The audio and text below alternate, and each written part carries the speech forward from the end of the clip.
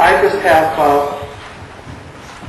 two announcements. The first one is that the members of the Sociology Club had a bake sale, and were able to raise $70 for us to send, in addition to what we've already raised, to the Friends of Rwanda Association. So I would like to thank them for their efforts. Thanks, Jim. Good stuff.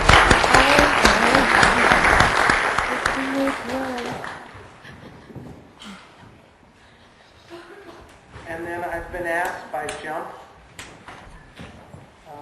You all know Jump on campus. This is kind of neat. They have their announcement on the back, and I can hold this up, and it says, please announce before Wednesday the 21st. So I think we're on time. Please encourage your classes to attend this year's Faces of Homelessness panel. This is a wonderful opportunity for students, faculty, and the on-campus community in general to engage in a dialogue in a relaxed setting with members of the community who have been or who are currently without a home. The event is free to anyone and everyone. Please come with an open mind and be ready to let go of any stereotypes you may have about the homeless of Sonoma County. And this will be Wednesday, April 21st, from 7 to 10 p.m. in the NPR, which is in the Student Union. So I encourage you to get involved. It's my pleasure at this point to turn the microphone over to Dean Leader, who will introduce our speaker. Hi.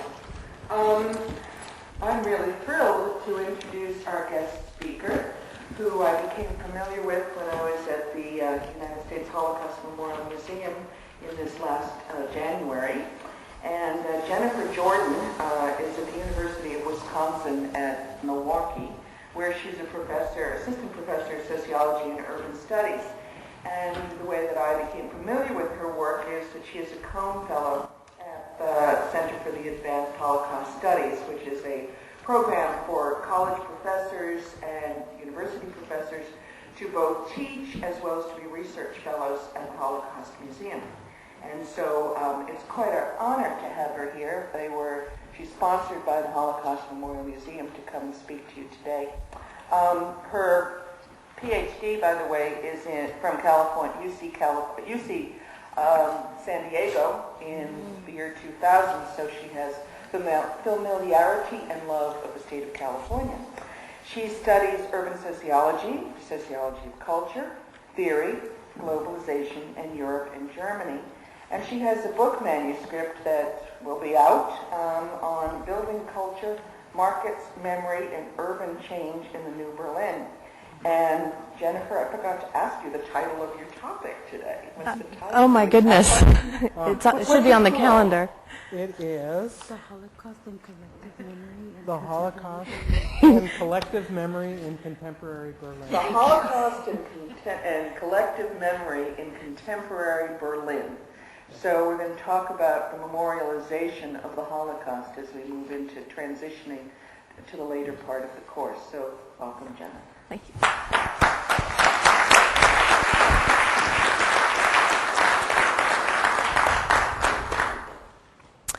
Thank you very much. I'm really delighted to be here back in my home state of California, and wanted to talk to you today about some of the research that I've done over the past few years, which is now finally coming together in this book manuscript. Oh, just a note to my slide person, I won't need you for a little while. I'll give you a heads up. I'm going to have to ask her to manually do the slides for me. So, what I want to talk about is this question of how the Holocaust gets remembered in the landscape of Berlin today. What happens to places connected to the Holocaust in a living city 60 years later? The city, Berlin, is of course full of places connected to this past, and events that you may have learned about so far. We have to remember that they really happened in real places. I think sometimes studying things historically, it's easy to forget the sort of intensity, the materiality of these events, and that you can walk down a street where something that you've read about has happened. And for me, also coming from California, where sometimes history is very difficult to see in the landscape, when I first went to Berlin, I was really struck with the way that history kind of confronted you as you walk down the street. So this is kind of what I'll be talking about today. Because when I first came to Berlin, I felt like, oh, of course, here's all this history in front of me. Of course, I'm being confronted with it. What I didn't realize at the time was that all of the evidence I saw of the past, both the evidence of the Holocaust and of other parts of Berlin's past, that those sort of markers and monuments in the landscape, this evidence of history, they weren't just accidentally there. They came about because people created them. Artists designed them, historians did the research that led up to their creation. There's all kinds of work going on to anchor memory in the landscape in this way. Things don't just appear out of nowhere. And so remember that I'm a sociologist, not a historian, so part of what I'm interested in is how groups of people go about anchoring these kinds of memory in the city. And while I focus on Berlin, I also think that some of the things that I've learned in looking at Berlin can also help us understand memory in other settings as well. One thing that I discovered was that some places get remembered and some places get forgotten. And this may sound obvious, but my book is really about trying to understand why groups of people collectively remember some places and not other places. But today I'll only talk about 3 places that actually do get remembered. And I'll take you through the process of creating these memorial sites and some of the controversies and some of the work that went into their creation. Let's see. I started out wondering in particular how people create memorial space in the middle of a busy city. If you look at Berlin, after 1989, when the wall comes down, the real estate market goes crazy, and there's all kinds of urban development, there's all kinds of urban change. So I wondered, does the real estate market, does the value of land mean that there's no more space left for kind of sites that could anchor collective memory? Does it mean that people put up shopping malls or condominium complexes on, let's say, the former Gestapo headquarters or a place of powerful resistance? And what I discovered was something, of course, very complicated, so I had to write a 300-page book about it. But I found that real estate and memory are not exactly at odds, and that in Berlin you find sites of powerful, concentrated collective memory connected to the Holocaust, right next to very valuable patches of real estate, right next to huge new developments. So this is a part of what I'm trying to study. Let's see. I wanted to know then both what physical traces are left of the Nazi past, of elements of the Holocaust, what physical traces remain connected to persecution by or resistance to the Nazi regime. Then I wanted to know how patches of urban land are transformed from anonymous parking lots or vacant buildings into places of wide-ranging collective meaning. And all of the places that I'll talk about today are relatively new. They've been constructed or sort of created over the last 20 years or so. So you have to realize there's a period of many decades there where the places I'll talk about are just kind of normal sites in the cityscape, a parking lot, a vacant lot, vacant building. And it takes, again, all of this tremendous effort to then turn them into these incredibly symbolic and meaningful spaces. Okay. Before I get into my examples, I want to highlight 3 points to sort of think about all of these. The first is the question of authenticity. All of the places that I'll talk about today are places that people would consider to be authentic sites.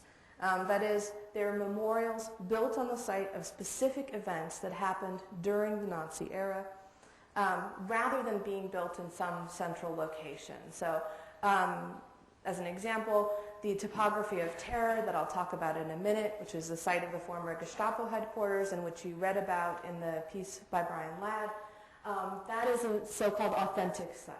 The museum is right there where these events really took place. The Holocaust Museum, where I'm currently a fellow, is in a sense not an authentic site. It's not on the original location. That doesn't mean that it's not powerful, that it doesn't convey lots of information, that it doesn't serve a very important role. But with these sites in Berlin, the question of authenticity is often very important. Authenticity is also very powerful, and I think many of us have had some sort of experience where being in an authentic site really actually means something. It could be maybe a battlefield, it could be ground zero at the World Trade Center, it could be a concentration camp, but that sense of being in the real place somehow really does often convey a particular meaning, and such places do seem to carry a particular intensity with them. But that feeling we get, this intensity, this feeling of authenticity, it doesn't come from the walls or from the soil or from the bricks. It comes from all of this social activity. It comes from people talking about a place, learning about it, doing research about it, and conveying this information to other people as well. There's nothing intrinsically powerful about the site until people start talking about it. Particularly in the case where decades have passed, where the number of eyewitnesses starts to dwindle, and where these memories are being conveyed to people who have no first-hand experience of the events themselves, right? Many of us today, we could walk by the World Trade Center and we would know what happened because we were at least alive when it happened, even if we weren't in New York. But most of us could walk through Berlin and have no personal experience of what happened between 1933 and 1945. So as time passes, these ways of conveying elements of the past to people who have no personal memory of that past become important. And in Berlin, the preservation, the marking, the protection of these authentic sites becomes one way to do that. Obviously, there are many other media, oral history, interviews, literature, painting, all kinds of ways of conveying these elements of the past. And the sorts of memorials that I look at are one of those ways of kind of communicating that past. So that was my first point I wanted you to think about. My second point, again, this may sound obvious, but memorials come from somewhere. As I mentioned earlier, they don't just sort of appear out of nowhere. And we have to understand memorials themselves as historical artifacts, as the product of debate, of complicated social processes, and not simply as the reflection of past events. Any memorial site is filtered through all kinds of layers of interpretation, all kinds of political interests and motivations, different approaches to pedagogy or to the most effective ways of sort of conveying information to people. So any memorial in Berlin and elsewhere, we need to approach not simply as a direct representation of the past, but as one interpretation of that past. Any memorial is wrapped up in these kinds of questions of politics and economics, as well as the memories of the actual events themselves. And I also have really found in my research that what people think of as worth remembering and the ways in which they choose to do it also change over time. And one chapter of my book tries to kind of cover some of the changes in the ways that people have represented elements of the Holocaust in Berlin's landscape. And you really see a marked difference between, let's say, 1947 and 2004. Different styles, a different sense of what kind of story needs to be told, a different sense of audience even. So sort of placing memorials in time is also important. And again, I think many of us have probably walked by some memorial site that seems particularly outdated, even around here. I teach a class on sort of memorials in a more international context, looking at Rwanda, Bosnia, Berlin, and then also looking at some sites in the U.S. And my students in that class asked me about the equestrian statues all over Milwaukee, right? Sort of some bronze horse on some street corner. You can walk by it and it doesn't really change your life, and it doesn't really convey a lot of information. But at some point, that was very important to someone to put that horse up on that street corner. And the other thing I told my students was that I bet if you wanted to call attention to that horse, if you wanted people to suddenly become aware of whatever it was that it was marking, try and take it down. And then suddenly there will be public discussion, it will show up in the newspapers, and it'll sort of come back into public awareness. That may not last very long, but these kinds of places, even rather dull equestrian statues, sort of fade in and out of public awareness, depending on all kinds of other things that are going on. Okay, and my third point, before I get into my examples.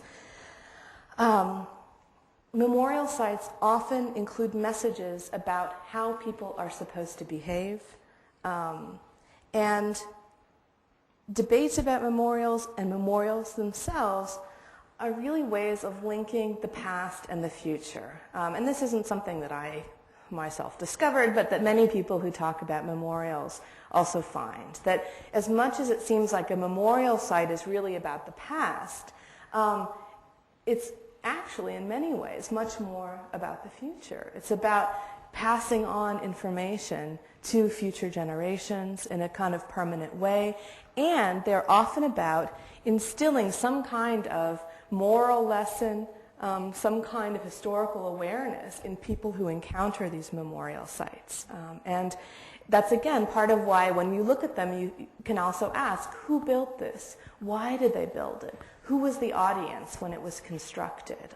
And it's easy to not ask those questions when you encounter a memorial, but I think it can also be important to do so. And there's a book by a fellow named Kenneth Foote, I don't know if any of you have come across, called Shadowed Ground, I think, and he does a marvelous job of talking about that and how it functions in the United States. Okay, so those are sort of overarching points that I want us to keep in mind while I talk about these examples. So I think now I'm going to move into the slides.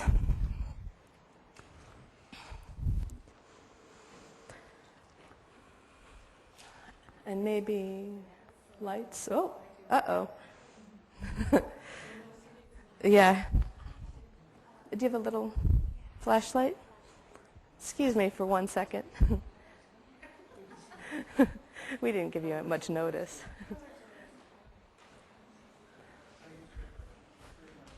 I know, I didn't think. Oh, wonderful. Thank you.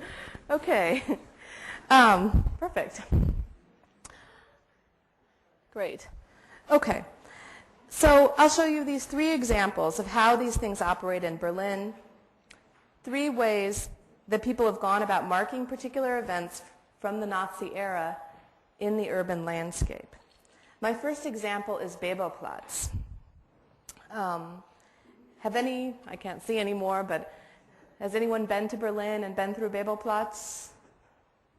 A few people, okay. It's very hard to see what I'm talking about here. There's no obvious memorial, but I'll show you a picture of it in a moment. This is a square in the center of the eastern half of Berlin. And on any given day, tour buses pull up, people take pictures, clusters of students stand in the square and peer into a small glass window, next slide please, set in the paving stones. It is a site in a busy part of the eastern half of the city, as I just said, just off a main road and across from one of the main universities. All kinds of people walk by it every day. But until 1995, relatively recently, no one would have stopped here except to park their car. So what is everyone looking at and what is being remembered here? May I have the next slide? There, in that little cluster. On May 10th, 1933, a group of students burned books in this square and in similar squares all across Germany. They burned books that they considered quote-unquote un-German, books by Jewish authors, books by communists or socialists, or even people who they somehow deemed contrary to the Nazi ideology. This was, again, May 10th, 1933, very early in the Nazi regime. And in these book burnings all across Germany, no one was physically injured directly, but this marked a serious shift in German culture and marked this moment when we could really see this growing acceptance of Nazism, and many people saw this as kind of a harbinger of things to come, this burning of ideas of diversity in these squares all around Germany. But, of course, the events themselves left no lasting mark. After the war, the square was used as a parking lot. In other words, decades passed when no one thought to use the square in any other way. In 1983, which was the 40th anniversary of the book burning, the East German government put a plaque on a nearby building, and a few years later they started talking about putting a monument in the square. In 1989, nothing had really yet been done, and the wall came down. Plans for the square shifted a little, but there was widespread agreement that this site should be marked, and an increasing sense that parking here was inappropriate. Many people agreed it was important to mark the authentic original site of the book burning, and that a memorial should serve as a reminder and a warning to people about what happened on this spot. Remember what I was saying about this link between memorials and the future, and this project is definitely about, at a time when there was kind of increasing xenophobia and violence against foreigners in Germany, the decision to build this memorial was very much linked to this vision of a way of reminding people about the past and reminding them to work to prevent the repetition of those kinds of events. Can I have the next slide? So a competition was held in 1993, and the winner, Micha Ullmann, an Israeli artist, developed this unusual memorial. And this is what everyone was looking at in the last slide.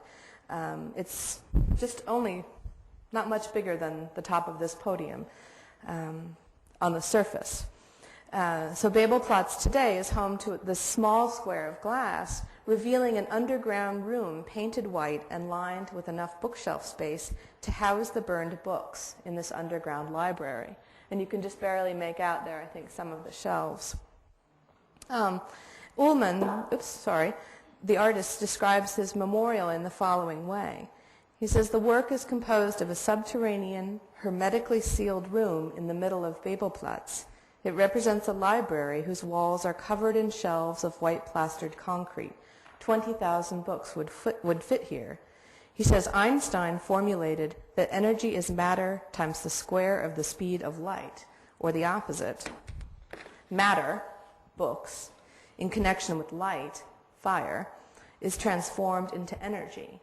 Ullmann says, only the spirit of the books and the people remains. They meet each other in the heavens, which is this reflection you can see on the glass.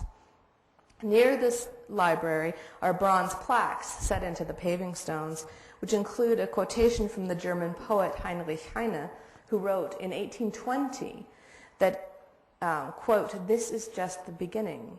Wherever books are burned, people are burned too.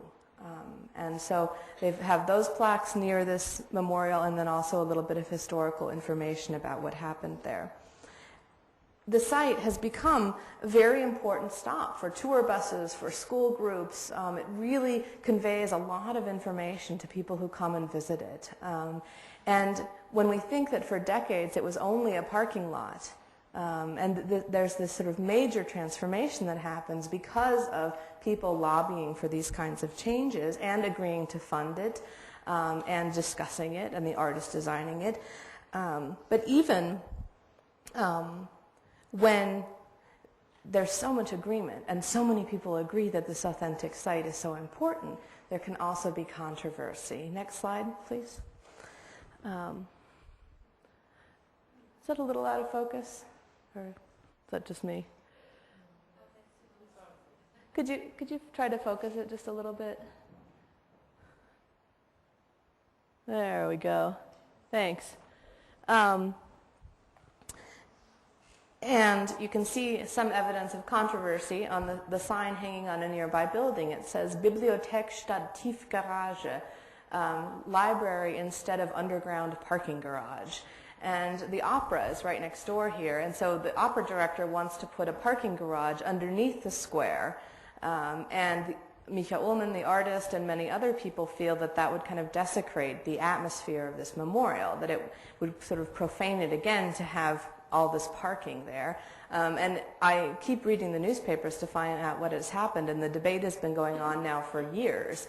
And there'll be a very firm declaration that a decision has been made and the parking garage is going to be built, and then it falls apart and political pressure increases to not have the garage built. So we'll see what happens. But I think that's another thing, that it's easy to forget sometimes that memorials also have kind of afterlives. Once they're constructed, then they have to deal with being in a living, changing city. And so sometimes memorials do disappear. Sometimes parking garages do get built. Just as a memorial can appear where for decades there was parking, sometimes memorials can also be threatened by other new projects in cities. Could I have the next slide? Great, just another shot of the banner there. But still, it seems fairly certain that this site will remain, whether or not there's actually parking underneath it, and that it's been a fairly successful way of anchoring a piece of history and a warning to people about the dangers of xenophobia and racism, anchoring these messages to this visible and very central part of the urban landscape. My next example is one that you read about in the piece by Brian Ladd for today, the Topography of Terror. This is a site that marks the former Gestapo headquarters, and so one of the major centers of Nazi power and Nazi violence. While Bebelplatz sort of showed us the very beginning of Nazi power, the Gestapo headquarters, the Topography of Terror, shows the sort of full-fledged operation of Nazi power.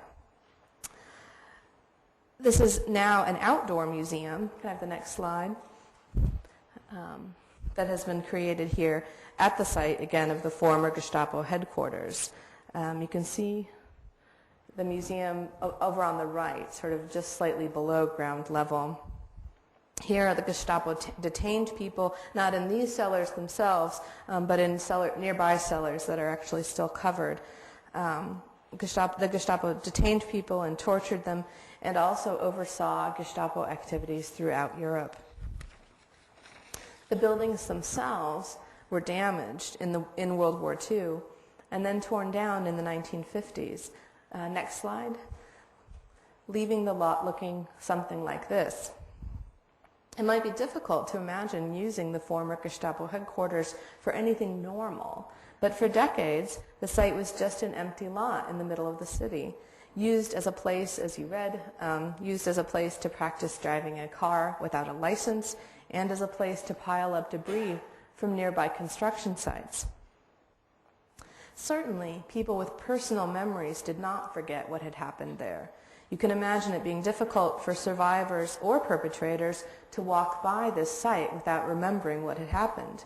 But most people forgot or never knew what had been on this site, and it just kind of faded into the urban landscape. This is part of what I found in my research, that in many cases it's very possible for places where horrible things happened to fade from view, and to fade at least from public awareness, certainly not from the memories of people who were eyewitnesses. But sometimes someone who I call a memorial entrepreneur sort of engages and decides to really work to bring the history of a particular place into broader public awareness. And that's exactly what happened here. After decades of the site kind of fading, kind of a memorial entrepreneur or a set of memorial entrepreneurs came along and began working to make this history more visible. Next slide. And this slide actually shows the change from a pile of construction rubble to archaeological digs and protests in favor of some kind of documentation center. In the late 1970s and early 1980s, again, as you read in the Brian Ladd piece, a few local professors, students, and other activists began to call public attention to this site, staging a symbolic excavation in the early 1980s and calling for some kind of exhibition. Next slide, please. Eventually, as you can see here, more extensive excavations were conducted. Next slide. And an exhibition was built. You can see the entrance to it here. You can also see, does anybody recognize what's right next to the entrance? The wall.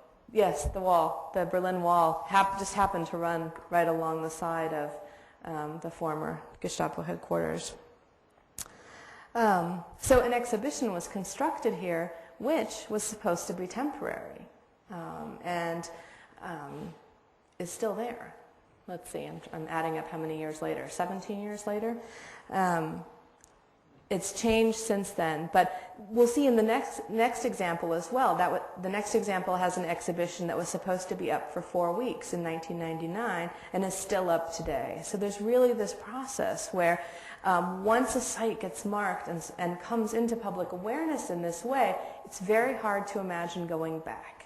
After this exhibition was opened, it becomes very difficult to imagine opening up this land for development, let's say, or selling it to a developer. Let me show you just a few more images of the site. I know there were a couple pictures in the piece that you read, but I'll show you a few more. Next slide. This is, I'm sort of walking into the entrance. Next slide. And as you've read, this exhibition was intended to be very kind of historical and very much about documentation. They simply show all kinds of historical evidence about the Gestapo's activities, about the rise of Nazi power, about the victims of the Gestapo, about resistance to some extent. Next slide. And there you can see there's just, if you wanted to, you could really spend quite a long time here learning quite a lot, looking at a lot of text, a lot of images, a lot of maps that talk about both the specific site, next slide, as they do here, and next slide, and the sort of broader web of Nazi power throughout Europe. Next slide. There. And one more slide. These are some of the people who were killed by the Gestapo, not always here at the site of the headquarters, but often up in a prison. Oh, sorry, in Plitzensee, exactly, yes, up in the northern part of the city, a site that is also a memorial. Next slide. And there you can really get a sense of how it's below ground level. The exhibits are in the cellars of part of the building, and there's the Berlin Wall sort of falling apart right behind it. And the building in the distance, not even very far away, the building above, is the Reichsluftfahrtsministerium, the former the Nazi aviation ministry that's now used as a government office building. Next slide. And there you can get a sense for the way that this museum is located in the city. It's up on the right-hand side. You can see that sign I showed in an earlier slide.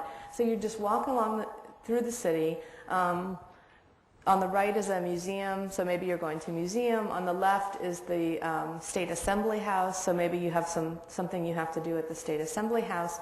But you can walk down the street and suddenly be confronted with all of this information about the Gestapo, about the Nazis, right in the center of the city. And it really serves as a reminder that this wasn't something abstract that happened somewhere else. It happened right here in the heart of Berlin.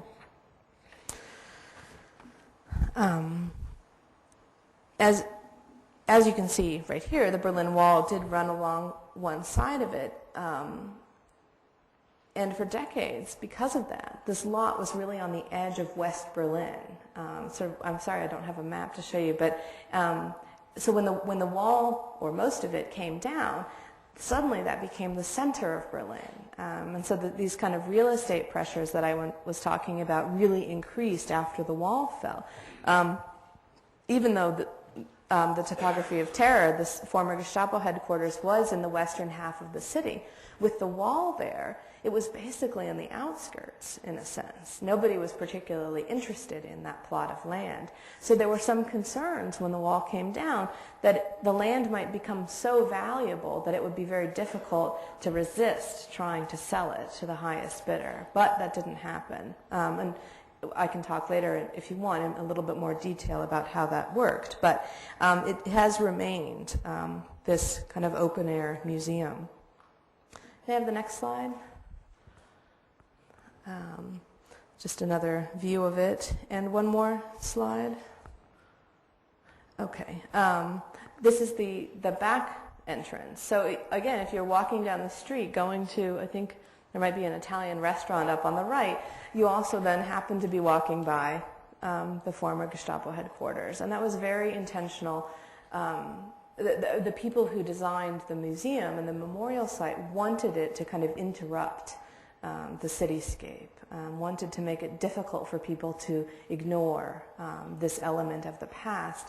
And we have to remember that in Germany, for decades, there was not a lot of discussion about the Nazi past. And there was not a lot of kind of confrontation with that past. In the 1970s and the 1980s, there began to be much more. And so this was really a key site in reminding people to think about this past and also to work to prevent these kinds of events recurring, and to remind people about the importance of things like human rights. Next slide.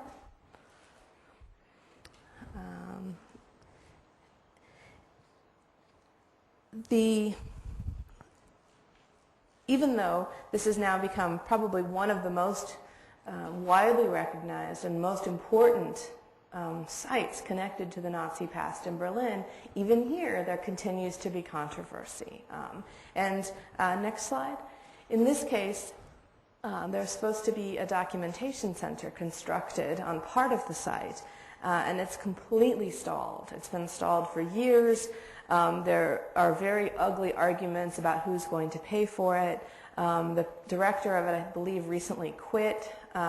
So as much as it feels like, of course, there has to be some kind of a marker on this site, the precise ways that it comes about are often quite complex, quite difficult, and in a sense kind of pedestrian too. It's often about the state budget, the city budget, who's sort of willing to pay for what. And so there's no threat to the outdoor museum itself, but there's real doubts about whether this documentation center will be constructed. So we can see there continue to be controversies, even though the actual site itself is not really threatened. Okay. Let me move on to my third and final example. Next slide, please. This is a very different kind of site. It's very difficult to find, first of all, where the Topography of Terror just sort of appears in the middle of the city. This site is deep in the back of a sort of far courtyard in a building that you wouldn't necessarily think to walk down. And I'll show you some more pictures of that in a moment. Also, the previous example really focused on Nazi perpetrators, right? Focused on the site of Nazi power and perpetration. This example turns to a case of resistance. A man named Otto Weid, pictured here, who ran a small workshop in the heart of Berlin in this building, where most of his workers were both blind and Jewish. And he managed to save many of their lives in the early 1940s. Like the other sites I've discussed, this workshop was forgotten for decades by all but eyewitnesses, and you can see the building is really neglected. really neglected. It's also been used by artists, and that's the thing on the right is this crazy bronze sculpture that one of the artists just put up on the wall. No connection at all to the former workshop. But again, like the other sites I've discussed, the rooms that you'll see in a moment were sort of left empty, were abandoned for decades until a few people began trying to more clearly mark this history and doing some research about it. Only in the late 1980s did efforts to put a memorial plaque on the outside of the building begin, and it was only in 1999 that an exhibit actually opened in this space. This is an example where I was actually able to kind of test the theories I had developed about the creation of memorials in Berlin because I was there as it was being made. I was doing my research mostly in 1998 and 1999, and I had met a number of people involved in different memorial projects, including a city councilman who was the head of a memorial plaque commission. So one day he had a brunch over at his house, and I showed up, and he was there, and some other memorial people, and a woman named Inge Deutschkron, who some of you may have heard of, who wrote a book called Ich trug den gelben Stern, I wore the yellow star. So Inge was also at breakfast, and we were talking and, eating nice German breakfast, and we decided to kind of pile into a couple of cars and drive into the city center, and I didn't really know what we were going to see, but I just went along. So we get to the middle of the city, and next slide, please. And we went to see this exhibit that had just opened called Blind Trust. There you can see the entrance to the gallery or to the exhibit rooms and the poster that had been designed for it. It's hard to tell from the last two slides I've shown, but this is actually in a building at one of the busiest intersections in the eastern half of the city. Most of the structures around it have been renovated. It's packed on any given Saturday afternoon or Saturday night, just full of people going to restaurants and movies and cafes and clubs. But this one building has been kind of neglected. Next slide. There you can get a sense of the outside of it. If any of you have been to Berlin, the Hackische Höfe is right next door, a huge complex of courtyards and cabaret and shopping and that kind of thing. Next slide, please.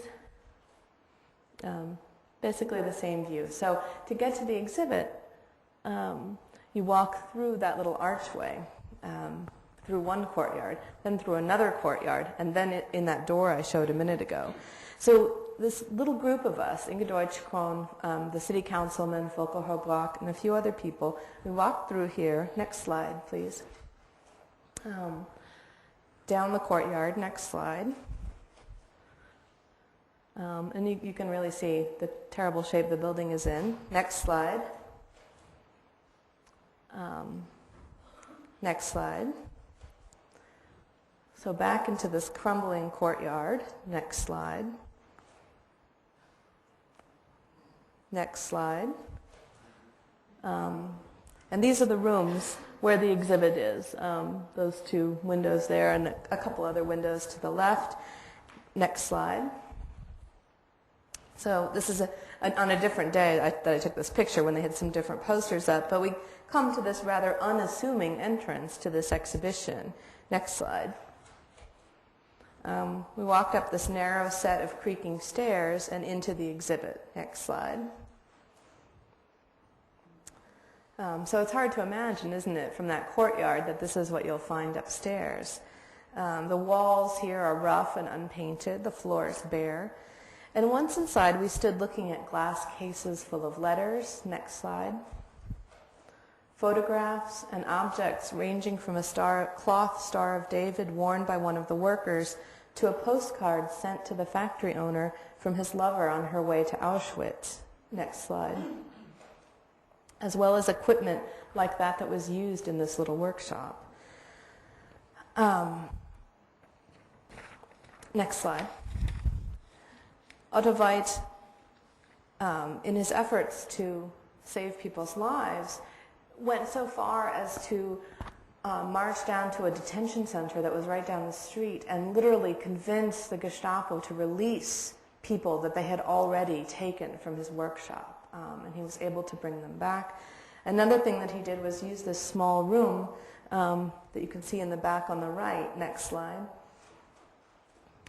to hide an entire family until they were betrayed by one of their family friends and sent to Auschwitz in October 1943. Next slide. Oh, that one's upside down. That's my fault. Could you back up one? And do you think you could turn it over? Am I asking too much?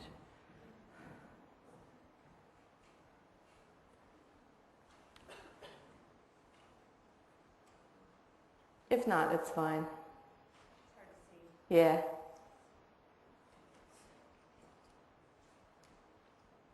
I can just leave it on this slide too. That's really fine. Okay, thanks.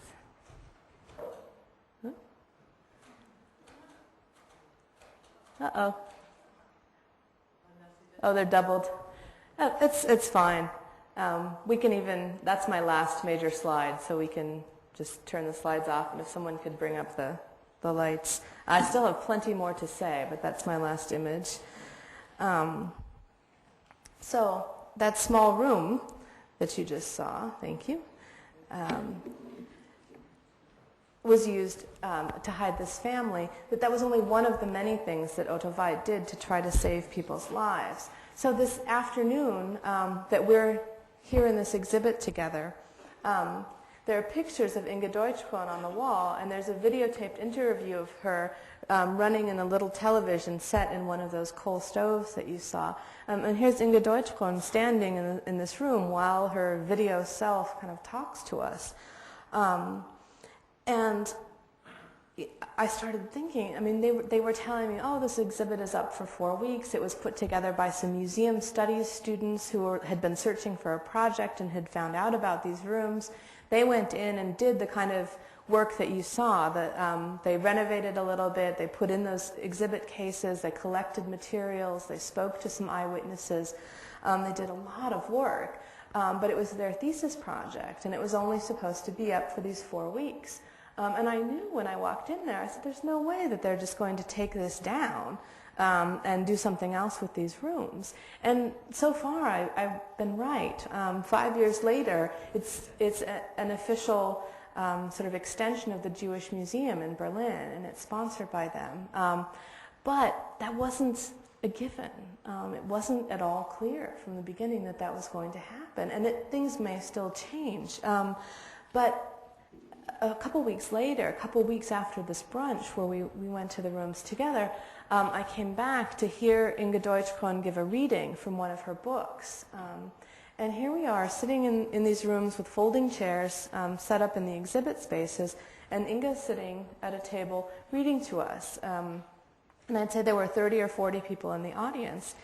And I could feel this kind of change in people as she read and as she talked. She wasn't just reading about anything. She was reading about these rooms and about hiding and about worrying about the Gestapo coming, about the kind of work being done there, about all the tricks that Otto Veit had to try to talk people talk the Gestapo into setting people free. All the ways that he was helping other people who were in hiding, the ways he helped her go into hiding. And so she's talking about in these rooms, and you could feel the audience sort of really changing their opinion about these spaces. And the second she stopped talking, there was a question and answer session, and people were just sort of alive with this feeling of the authenticity and the intensity of this space. And they started brainstorming. Just kind of random members of the public, but brainstorming about how to turn this into a permanent exhibit. They're like, who do we call? Let's call the culture minister. Let's call a senator. Let's call the mayor. Let's get these different people to come and visit the site. Let's call reporters so that it gets press coverage. Let's do anything we can to make this a permanent site. And another woman said, raised her hand and she said, it's like the Anne Frank house. When you're there, you really feel it. And I don't know if any of you have been to the Anne Frank house, but it's another one of those places where, at least for me, the authenticity is also quite powerful. You know, you read this book as a 12-year-old or a 13-year-old or a 22-year-old, and then you go to the place, and that has a certain power that it's difficult to reproduce, that it's difficult to create in somewhere other than the actual authentic site. So here people were comparing these rooms and the authenticity that they had to a place like the Anne Frank house. And sure enough, all of that kind of public support, all of that interest in this space changed what is possible in those rooms, changed public opinion, so that in a sense that the rooms past this point of no return. It's very difficult to imagine returning them to, you know, just being some sort of storeroom. And there are other elements of this process that I haven't really talked about today. Ownership is a very important question. You certainly need memorial entrepreneurs, active people working to memorialize, but questions of ownership, of land use, and of the resonance of that site with a broader public are also very important. So let me just say a few words in conclusion. First, these sites, I think, remind us that the Holocaust did not just happen in concentration camps, kind of cut off from other parts of Europe. It also happened deep within villages and deep within cities, including Berlin. Second, we should remember, as I think should be clear by now, that memorials come about through complicated processes. And when we encounter them, we should not only think about the meanings they convey, but we should think about who built them and why. And finally, as much as I've talked about the importance of authentic sites today, we should remember too that many authentic places do become memorial sites, but many authentic sites also fade into the landscape. And the city is full of other places where terrible things happened or where very courageous things happened, but that aren't marked. And that's not necessarily to say every last one of them should be marked, but that we should understand sort of the ways in which some places really come into public view and other places fade a little bit more. And this question of why some places are collectively recalled while others fade into the landscape can also be phrased in the following way. We can simply ask, how do groups of people live with collective memories? There are many answers to this question.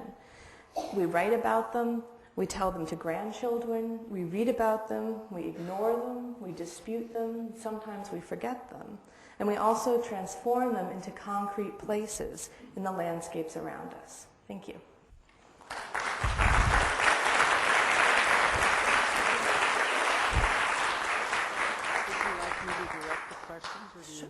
I can just take them unless you think it'll be chaos. Okay. Are there any questions?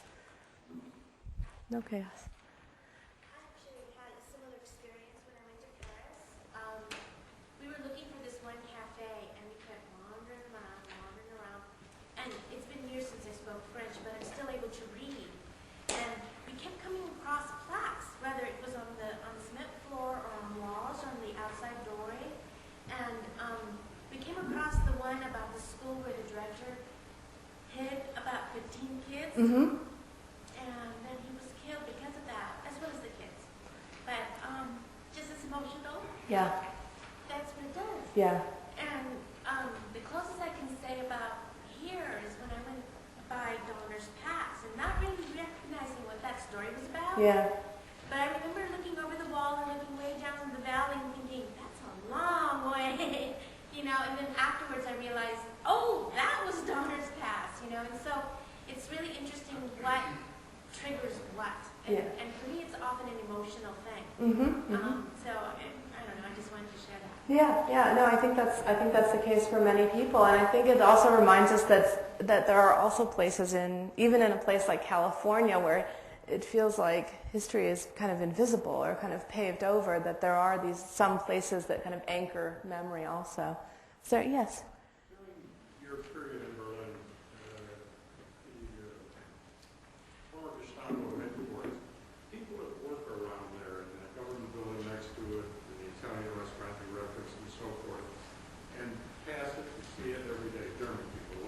Yeah. How do they react to it? How do they deal with it? Is it part of the memory that they consciously forget, or they trivialize it? Is it no longer important to them, or what? That's a marvelous question. Should I repeat it? Yeah. Sorry? I would say all of the above. But let me repeat the question so that you in the back could hear it. He was wondering about people who live or work right next to the Gestapo headquarters. What is their, Germans who live there, walk by it, what is their reaction to it? Do they ignore it? Is it a part of memory that they try to repress? Or do they sort of acknowledge it and confront it? And I would say that some people definitely ignore it. Some people think that it's very important and sort of work hard in different ways to preserve that history, to convey this history, that there's a real spectrum. And many school groups go there. And this is one of the, I think, really important roles that it plays. It's a place for 12-year-olds, 15-year-olds to come and learn about this element of the history. One thing that happens in Berlin is that some people say maybe there's too much memorialization. Maybe there's a danger of kind of numbing people to these elements of the past. Or people are like, oh, one more Holocaust memorial. But other people say there need to be more, that there need to be more ways of confronting this past in the urban landscape. So does that kind of get at your question? We were in Berlin 2 years ago, 3 years ago. I found it difficult to engage people in any kind of discussion, as trivial as it might be, about issues that dealt with things like the Gestapo, the SSS, the Holocaust, and so forth. Some of that, he's saying that he was trying to sort of talk to Germans about the SS, the Gestapo, and that people were not open to talking about it. Some of that is an East-West issue. Westerners learned about and dealt with the Nazi past in a different way from East Germans. And the ways that East Germany kind of interpreted the Nazi past, as I think Brian Ladd talks about a little bit too, the West, I mean, not to say that the West is fabulous and sort of has dealt with everything just fine, but there, especially in the 70s and the 80s, there was more openness and a more open discussion. In the East, there never really was. There was sort of one standard version of the Nazi past and very little debate about it. In the West, there is a little bit more openness, a little bit more debate, and it's also generational. I think that sort of student-aged people may be more resistant now, may feel like, oh, I've had that in school ever since I was 12.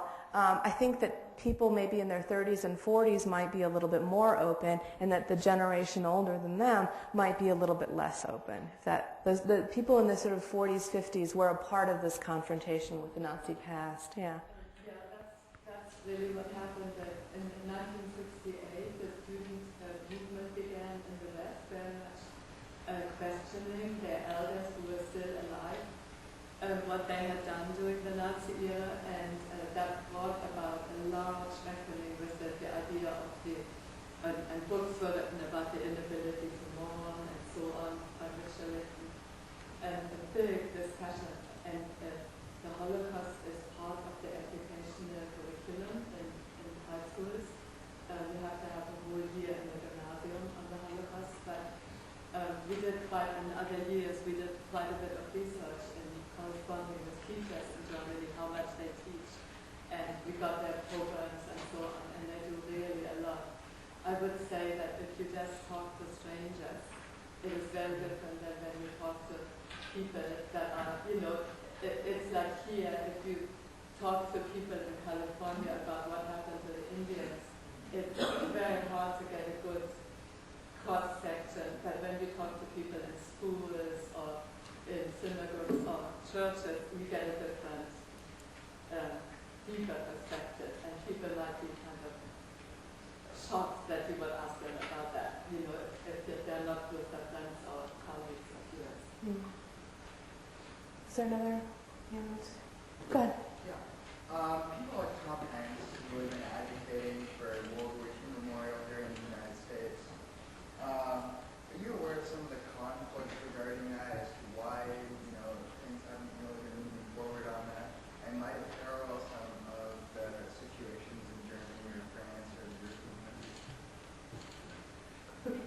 He's asking about just sort of discussions about a World War II memorial. What they, I think, was it last week or the week before, they dedicated the new one on the Mall in Washington. It's taken a while, and in a sense it's surprising that it was first built in 2004, but I actually don't know very much about the discussions leading up to it. My hunch is that there was a memorial entrepreneur, that there were people kind of engaged on its behalf, and that there was some open space, as there was for it. So, yeah, sorry, I don't know more. Steven Spielberg and Tom Hanks, yes, might be the memorial entrepreneurs, yeah. Here. Since we're living in the age of the great political spin, do people who are putting together memorials in Berlin have concerns that the neo-Nazis could use these memorials in ways that they had not designed them? Absolutely. She was asking if people doing memorials today in Berlin have concerns that neo-Nazis will misuse them, will use them in ways that they were not intended to be used. One example I can give is in the early, I think in 1990, in the open space where the wall had been, they were clearing it of mines so that they could have a Pink Floyd concert there. And in doing so, sort of discovered a bunker that was there. I mean, obviously, many people knew it was there, but they unearthed it. And it wasn't Hitler's bunker, but it was the Hitler's driver's bunker. And it was covered in these horrible kind of fascist murals and had furniture left. And, it was really, quote-unquote, authentic. And there was a huge debate about whether to preserve it and open it to the public or not. Because obviously this is another site that really shows, right here, this is where Nazi power was centered. And, but at the same time, an incredible danger in many people's eyes that it could become a kind of pilgrimage site for neo-Nazis. And in the end, the decision was to close it, to photograph it, document it, and to seal it up again. And it was one of the sites that some people tried to turn into a museum of some sort, but that actually failed. So it's an important question. There's definitely vandalism. One of the problems with vandalism, like spray painting swastikas, for example, on memorial sites, it's hard to know, is this a part of a kind of organized, growing right-wing political movement, or is it a rebellious 15-year-old who knows that this is the way that you can really anger adults? And I mean, this is people working in memorials in Berlin say this is part of the difficulty of combating things like vandalism on these sites. Obviously, it has to be taken seriously no matter what, but fighting it becomes difficult. So, does that answer your question? The issue of accessibility. So I noticed in the Topography of Terror, the signs were in English, they were in French, they were in German. And I'm wondering how much these sites were created with not just authenticity, but accessibility for the expectation of a range of tourists, and whether some sites are going to be more accessible, more multilingual translation, and who's making those decisions, and what the politics might be of that. That's a wonderful question. She's asking about accessibility of these sites. Are they geared for tourists, geared only for locals, geared for school children? Are the materials available in different languages? And yes, in the Topography of Terror, there are multiple languages, that sort of sense of openness to tourists. At the Blind Trust exhibit that I showed you here, nothing is in English. It's only in German. So not only is it hard to find, but if once you found your way there, if you don't speak German, you won't be able to read any of the signs. And I think in the meantime, they might have a sort of handout that you can get in English. A friend of mine who's an American who leads tours in Berlin, he wanted me to put him in touch with them so that he could translate their sort of captions, but I didn't want to do it because his German wasn't good enough. I know that sounds so mean, but I knew that he wasn't the right person for the job. their website is in English and German, so I think that they're moving in that direction. But it's a great question, because I've shown you 3 sites. In my book, I talk about a total of about 35 places, and they really run the spectrum, from sites that people read about in the New York Times or the LA Times to places that only people in that neighborhood even know about. So there's an incredible range. Yeah. Mm-hmm. Do you address the contention around a Holocaust memorial that is still not built, as I understand it, in Berlin? She's asking if I address the Central Holocaust Memorial that some of you may have heard about, sort of right in the heart of Berlin, right near the Brandenburg Gate. And that controversy has been going on forever. Not forever, but the discussions about the site began in the late 1980s, I think 88. They decided on the site in the early 1990s. It's still not finished, and there has been controversy after controversy after controversy. One of the biggest questions being, is it fitting to build a monument to the murdered Jews of Europe, which is its official name? Is there any way that you can use, sculpture or sort of artistic means to somehow represent the Holocaust? And eventually, the sort of political decision was, yes, that is possible, and in some way, or that some sort of symbol or gesture should be constructed in the middle of Berlin. But it looks now like it actually will be completed, but it has not been free of controversy. But I only talk about it as one of many examples, because it actually follows, even though that's probably the monument that happens on the biggest scale of all of the places I look at, process is still similar. The memorial entrepreneur is still key. This sort of moment of reaching a point of no return also happens. So, In these discussions about constructing memorials, whether they be as tools for teaching or as memorials to the victims, is there ever any conversation as to the appropriateness of using these funds to build a building, vis-a-vis using these same funds to alleviate suffering in current situations across the world? there is some discussion about that. And much of the logic behind many of these sites is that some of this work is important for creating a kind of broader awareness that can then lead to people engaging themselves in other projects. And some people would argue that the way that Germany has not been remilitarized is also linked to some of this collective memory. And the Germany's stance on human rights, which is somewhat different from other countries, may be linked to some of these sort of educational efforts.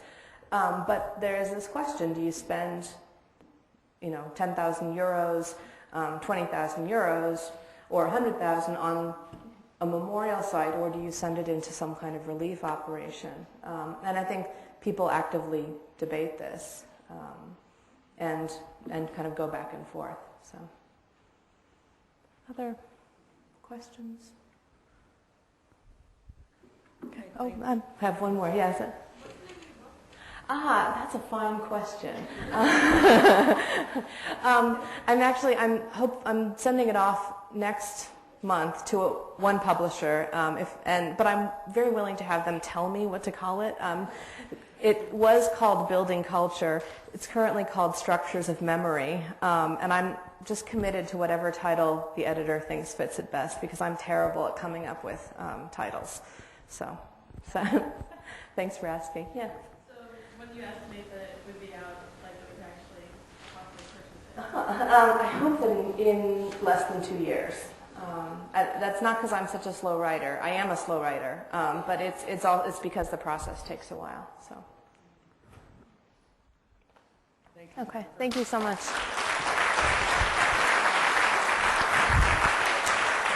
Oh, sure.